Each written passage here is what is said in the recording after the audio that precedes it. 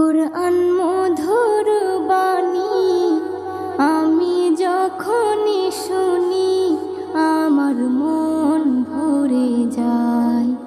কুরআন মধুর বাণী আমি যখনই শুনি আমার মন ভরে যায়। শোনো মুমিন মুসলমান, পড়ে দেখো না কুরআন, কত শান্তি পাওয়া যায়। কুরআন